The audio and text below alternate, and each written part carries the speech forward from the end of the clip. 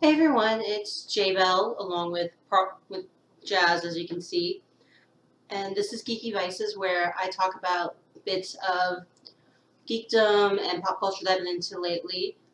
So everyone knows the vibe of the show. It's unrehearsed, unedited, and unhip. Um, anyways, this week I'm kind of revisit a topic I talked about a couple weeks ago. Sorry for missing a couple weeks, but you know what? This is just for me anyways, so you guys will live. But yeah, I'm revisiting Hunter x Hunter because I did a little bit of research after watching, um, finishing up I believe it's third season, third, yeah, I think it's the third season. It's the one with when they're in York New City. I finished up that season. It's before they go into Greed. It's for the Greed Island arc. But anyways, I was doing a little bit of research, which normally I don't bother doing because this is just supposed to be my off the fly, on the cusp, whatever other idioms I want to throw in that I'm probably butchering. But basically, this is just my spontaneous reactions to what I've been watching. Anyways, one realization that I was so excited about during my last video on Hunter x Hunter was the fact that the archetypes for the four main characters totally reminded me of Yu Hakusho. The more and more I thought about it, the more it just made sense and fit. Gon is Yusuke minus the attitude and more innocence, but just yeah, totally like that. Kuwabara and Leorio are totally the same type of archetype.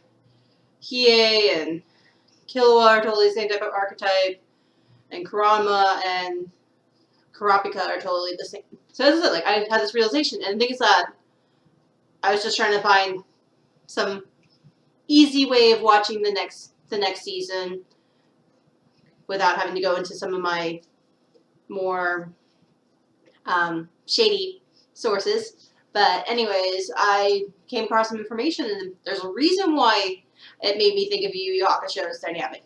It's made by the same guy. Who knew? Also, apparently the show, a nickname, I guess it's supposed to be called Hunter x Hunter, the X is supposed to be said, but you know what? I'm an American, and I never had anyone tell me how the show was supposed to be spoken, or title was supposed to be spoken, so it's still going to be Hunter x Hunter to me, so deal with it.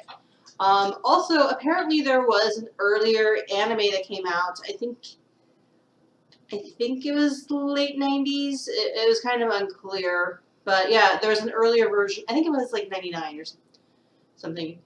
But I did watch the first couple of episodes, and it's interesting. I'll probably watch it at some point, all the way through, but it's definitely not as good as the newer one, because it does change the vibe of some of the characters in ways I don't like. To be able to tell which one you're watching, if the first episode has Kite show up, Ging's old apprentice, that's the older version. The newer one does not have Kite show up. The newer series does not have Kite show up until much, much later. So yeah, that's an easy, minimal spoilers way of telling which series you're watching. Plus, I think Hisoka has blue hair, I think, in the early one. He definitely has pink one in the newer one.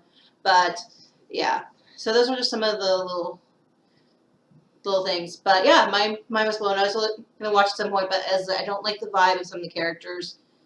It's Leorio is less likable, more greedy and shady. I didn't I can't remember the mother figure, the Gon, as much. It just changes certain characters in a way that makes them less likable to me.